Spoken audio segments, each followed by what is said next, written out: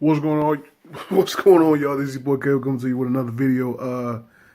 This time I want to talk about Thursday night football tonight.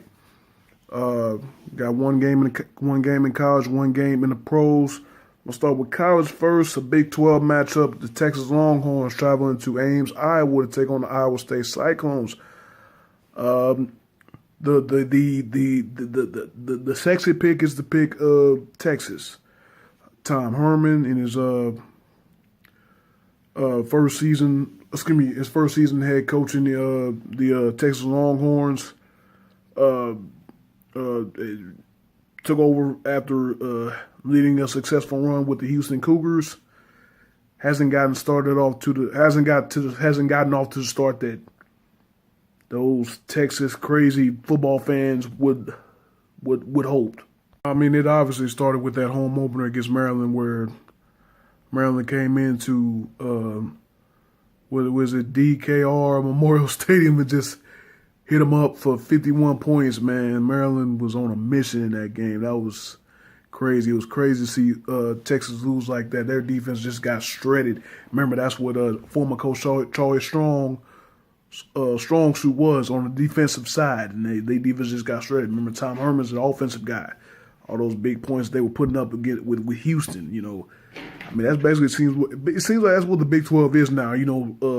Score more than the opponent. I mean, seriously, no defense is necessary in the Big 12. You just gotta score more than your opponent, and you're gonna be all right. But anyway, like I said, losing to Maryland, they beat San Diego State. Excuse me, San Jose State. I think that was San Jose State, and then losing a really good contest to USC last week. Not last week. A week before they had a bye. In 2 overtimes. That was a great game. Of course, everyone wanted to go back to the game in 2006 where Vince Young beat Leonard and Bush and them for the national title. Well, a game that in the history books has been erased because of the whole Reggie Bush era at USC. And all that, remember he accepted money, and his parents was given money by boosters and to help pay for a house and all that. And all USC's accomplishments have been erased from the record books. But another great game. But USC came out on top again, 27-24 in double overtime. Texas looking to bounce back tonight against the Iowa State team, who is 2-1 on the season. Iowa State got a win over Northern Illinois in the first week. Played a great, what is it called? The Cy-Hawk rivalry game against Iowa, but they lost 44-41. Then they bounced back to beat Akron a week before. That they had a bye week as well. So both teams coming in fresh. Both teams coming in, looking for a W.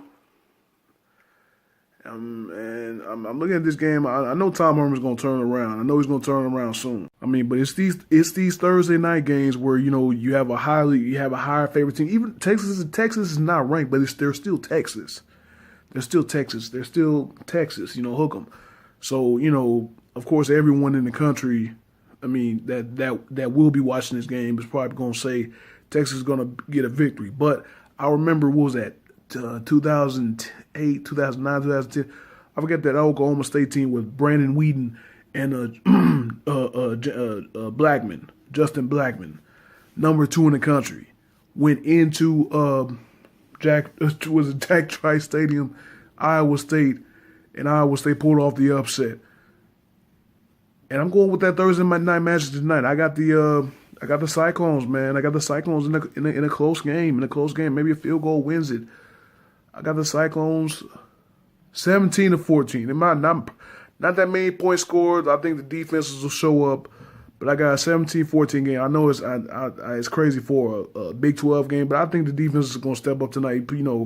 Not that much time. Thursday night games usually are kind of crappiest games.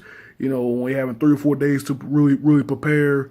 I think it's going to be a low scoring 17-14 game. Iowa State gets the victory over Texas.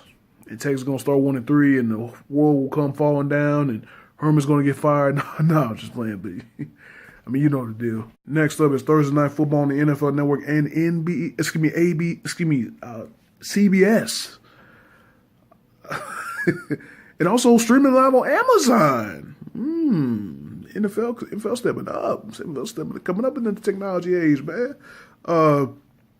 Bears at Packers. Both teams coming off of overtime victories last week. Bears surprisingly beat the Pittsburgh Steelers 23-17 overtime. Jordan Howard rushed in for the game-winning touchdown in overtime.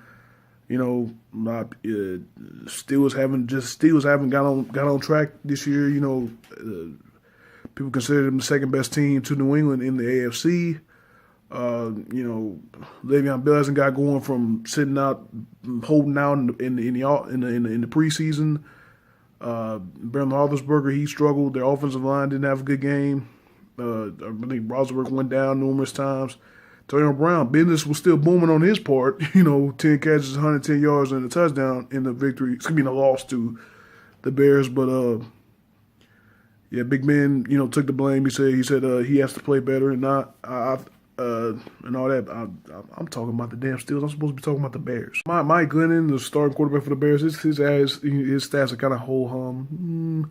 You know, really not that special. But obviously, the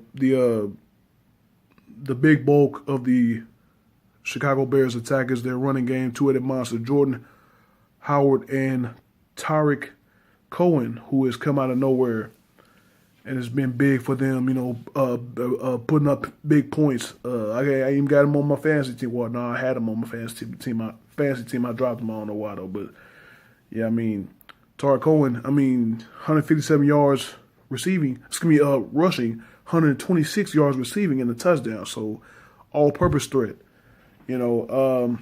But all that being said about the Bears, I can't go against Aaron Rodgers, man. I don't know.